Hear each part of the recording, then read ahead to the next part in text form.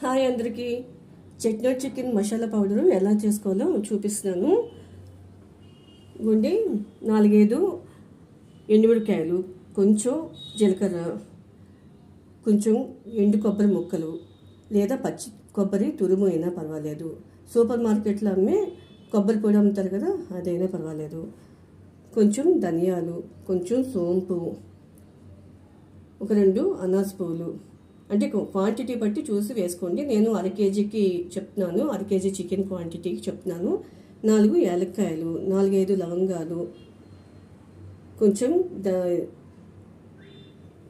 దాల్చిన చెక్క చిన్నది, బిర్యానీ ఆకు. అయితే వీటన్నిటితో పాటు నేను కొంచెం జీడిపప్పు కూడా యాడ్ చేస్తాను. మీకు నచ్చితే వేసుకోండి, లేకపోతే లేదు, కంపల్సరీ ఏం కాదు. నాకు అలవాటు కాబట్టి వేస్తున్నాను.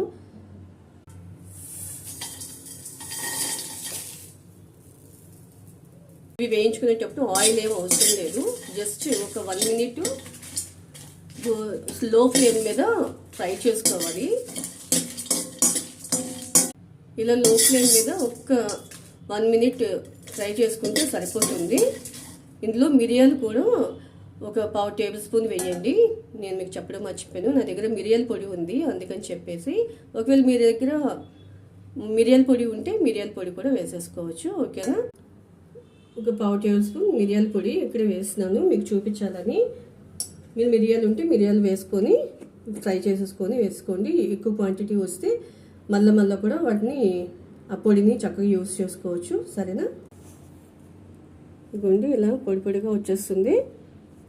ఇంకా నేను గోరువెచ్చగా ఉన్నప్పుడు వేసాను కాబట్టి ఇలా ఉంది, కానీ ఇంకా పొడిగా వస్తుంది.